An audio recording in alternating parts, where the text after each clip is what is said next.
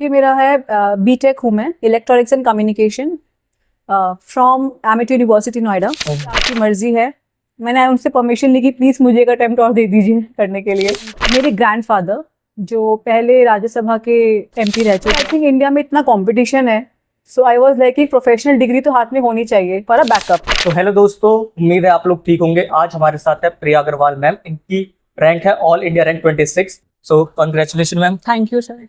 Ma'am जब result आया तो कैसा फील हो रहा था, मतलब क्या माहौल था, उसके बारे में बता सकें? एक्चुअली हम लोग सुबह से वेट कर रहे थे रिजल्ट के लिए, तो कॉन्स्टेंटली चेक कर रहे थे यूपीएससी की website, and when it came I just type my name Priya in the PDF list, and the first thing was name not found नहीं था वहाँ पे, इट वाज फाउंड वो प्रिया था, and it was first my name only, Priya Agarwal rank 26।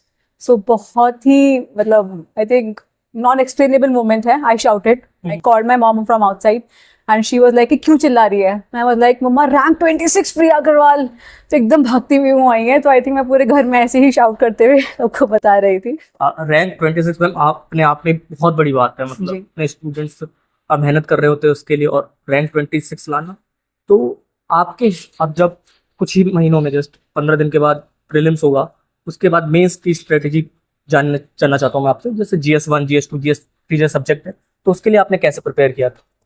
देखिए जैसे prelims के बाद हमारा मेंस का टाइम होता है, तो आप एक हफ्ते का ब्रेक ले लीजिए, एंड जनरली लोग जान जाते हैं कि उनका स्कोर क्या बनने वाला है। और अगर कुछ थोड़ा डाइसी भी हो 5-10 नंबर, तो आप और टाइम मत लीजिए, आप पढ़ना स्टार्ट कर दीजिए, क्योंकि आजकल रिजल्ट भी 10-20 दिन में आ जाता है। सो GS1 एक्चुअली काफ़ी ब्रॉड है। मैं ये बोलूँगी कि ओवर एम्फसाइज मत कीजिए हिस्ट्री पर। जो स्कोरिंग पॉइंट्स है लाइक ज्योग्राफी, ह्यूमन ज्योग्राफी वाला पार्ट हो गया, और मॉडर्न हिस्ट्री है, इस पे ज़्यादा फोकस कीजिए। एंड आर्ट एंड कल्चर के लिए आप प्रीवियस ईयर क्वेश्चंस पे जाइए, तो आप देखेंगे वो स्पेसिफिक किंगडम और स्पेसिफिक सेक्शन से पूछता है, उसी को याद कीजिए। And if it's completely fine अगर 1-2 क्वेश्चन आउट ऑफ जो आएंगे वो सबके लिए होंगे, सिर्फ आपके लिए नहीं होंगे। GS2 की जैसे हम बात करते हैं, तो लक्ष्मीकांत हमसे प्रीलिम्स के लिए पढ़ते ही हैं। मेंस के लिए आप थोड़ा सा और स्पेसिफिक हो जाइए, जैसे आपको केस लॉज अच्छे से याद करने हैं, फंडामेंटल राइट्स, DPSP, बिकॉज जितना आप इसे कोट करेंगे आपका scoring point half of number I think बढ़ेगा पीछे इसके लेके। फिर गवर्नेंस पे हम आते हैं, तो आई थिंक गवर्नेंस वो स्कोरिंग पार्ट है, और वो क्वेश्चंस भी 15-15 मार्कर पे आते हैं। NGOs हो गया, आपका सिविल सोसाइटी हो गया, तो आई थिंक इस सेक्शन के लिए आप बहुत मिनिमम कंटेंट पढ़िए, एग्जाम्पल ज़्यादा इकट्ठे कर लीजिए, तो उससे क्या होगा कि आपका आंसर टू द पॉइंट भी हो, और आप प्रीवियस ईयर से देखिए कि उस एक स्पेसिफिक टॉपिक के किस किस एंगल से पूछा गया है। फॉर एग्जांपल NGOs की अगर हम बात करें, तो उसके प्रॉब्लम्स क्या है, उसके एडवांटेजेस क्या है, आई थिंक उसके बियॉन्ड नहीं आ सकता पेपर में। फिर GS3 इकोनॉमी हम जिसे बोलते हैं, पर it's a very wrong terminology economy, क्योंकि वो पहले दी हुई है। उसमें 3 सेक्शंस है ना, GS इकोनॉमी है, इंटरनल सिक्योरिटी है, और डिजास्टर मैनेजमेंट है। तो इकोनॉमी के पीछे बहुत भागने से अच्छा है पहले आप इनको स्ट्रॉन्ग कीजिए, इंटरनल सिक्योरिटी, डिजास्टर मैनेजमेंट, क्योंकि ये स्कोरिंग पार्ट है। आपने इसको कर लिया ना, तो आपका मतलब मेंस में स्कोर अच्छा रहेगा। और इकोनॉमी के लिए जो थोड़े स्कोरेबल है, एग्रीकल्चर वगैरह, इस पे थोड़ा कर लीजिए। और एक लोग बहुत ज्यादा फैक्ट्स के पीछे भागते हैं, I was also like learning after the facts, but I think आपको बहुत ब्रॉड फैक्ट्स पता होने चाहिए। आप बहुत सारी चीजें याद ही नहीं रख सकते हो मेन एग्जाम के अंदर। Then we come to the ethics. Ethics के लिए देखिए, कोई एक सोर्स पकड़ लीजिए, हर सोर्स में बहुत फ्लावरी लैंग्वेज में लिखा है, क्योंकि एथिक्स चीज ही ऐसी है जिसकी कोई बाउंडेशन नहीं है। तो उसके लिए आप कोई भी एक सोर्स पकड़िए, डेफिनेशन अच्छे से याद कर लीजिए, एग्जाम्पल अच्छे से याद कर लीजिए, कोट अच्छे से। ये 3 चीजें आपकी कंप्लीट हो गई हैं। अब इसके बाद आप सिर्फ, मुझे लगता है कि आंसर राइटिंग पे फोकस कीजिए। जितना आप एथिक्स की आंसर राइटिंग अच्छी कर सकते हैं, it will give you an advantage.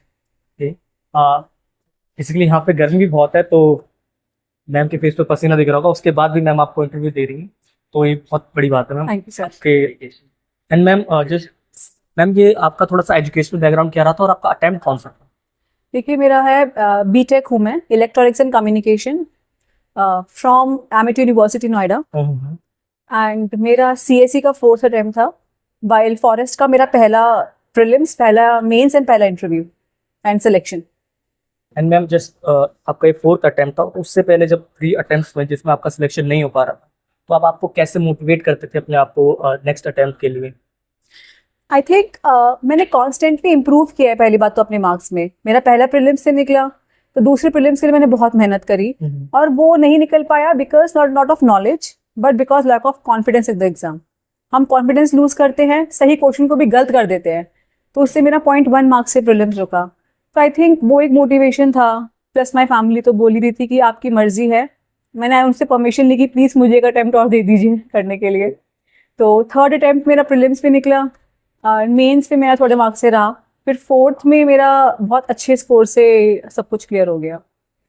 And ma'am इस लॉन्ग जर्नी में लाइक किन किन ने आपको सपोर्ट करा, उनका थोड़ा मेंशन करना चाहें आप नाम? मेरी मदर, मेरी ग्रैंड मदर, मेरे ब्रदर एंड मेरे ग्रैंडफादर, जो पहले राज्यसभा के एमपी रह चुके हैं, काफ़ी साल पहले थे वो। एंड उनका एक ऐसा बैकग्राउंड था, लीगल बैकग्राउंड से मेरी फैमिली है, तो हम अपनी एनजीओ के through actually free legal aid provide करते हैं to the labour and the women. तो वो एक बहुत बड़ा बैकग्राउंड था कि फैमिली जुडिशरी का पार्ट है ऑलरेडी। मेरे अंकल मतलब मेरे मामा जी सुप्रीम कोर्ट के एडवोकेट हैं, तो जुडिशरी का बैकग्राउंड दिख रहा है, तो वो एक सबसे बड़ा मोटिवेशन था। हम लोग out of the system contribute करते आए हैं, तो I think with in the system होने के लिए वो सबसे बड़ा मोटिवेशन था। एंड एक मेरे भाई जो मुझसे छोटे ज़रूर हैं, but he is far more visor than me, तो वो हमेशा मुझे क्लैरिटी ऑफ थॉट्स देते रहे कि why you should be here, मतलब बहुत क्लियर चीज़ें करना। तो I think these are the people. And ma'am इतने सारे मतलब आपका इतना अच्छा बैकग्राउंड रहा है, तो जस्ट आपको कब पता चला कि नहीं मुझे अब यूपीएससी की तरफ ही जाना है, इसकी तरफ ही प्रिपेयर करना है, वो बता सकते हैं आप? आइडिया कहाँ से आया? मुझे क्लास 8 से ही बोलते रहे थे। I was a meritorious student, हमेशा क्लास में फर्स्ट रहती थी मैं, इवन 10th में भी मेरी 9.6 परसेंटाइल थी। तो हमेशा सबको था कि आप 12th के बाद BA BSc कर लो, साथ साथ सिविल सर्विस की तैयारी करते रहना। बट आई थिंक इंडिया में इतना कॉम्पिटिशन है, सो आई वॉज लाइक कि प्रोफेशनल डिग्री तो हाथ में होनी चाहिए फॉर अ बैकअप, क्योंकि सिविल सर्विस का कोई भरोसा नहीं है कितने अटेम्प्ट में आपका जाएगा या नहीं भी जाएगा। So I wanted a professional degree, इसलिए मैंने बीटेक लिया। एंड बीटेक के बाद मैंने कॉर्पोरेट जॉब की 1-1.5 साल की। तो मैंने फिर उसमें ये देखा कि हम 2-3 हज़ार रुपये के इंक्रीमेंट के पीछे पूरी ताकत लगा देते हैं, पूरी ज़िंदगी लगा देते हैं, प्रोडक्टिव नहीं है। एंड मेरे को एक बिलीव था कि I am far more productive than this, वो खुद पर यकीन कि मैं अगर ग्राउंड पर यही काम करती तो मेरे हर 1 मिनट की वजह से किसी की लाइफ बदल सकती थी। तो वो 1.5 साल के बाद मैंने बहुत फर्म डिसीजन बनाया कि मुझे छोड़ना है। कंपनी वाले इंसेंटिव देते रहे कि नहीं हम आपको प्रमोट कर देंगे, ये सब वो सब था, और काफ़ी ल्यूक्रेटिव जॉब थी क्योंकि मैं सप्लाई चेन मैनेजमेंट में परचेज मैनेजर थी। बट स्टिल फर्म डिसीजन बना के छोड़ा और बहुत टाइम लगा, बट मिल गई सक्सेस। मैम जैसे आपने बताया आपकी जॉब थी इतनी अच्छी, और जब आपने ये बात बताई फैमिली वालों की जस्ट मुझे अब यूपीएससी की तरफ जाना है, तो उनका क्या रिएक्शन था?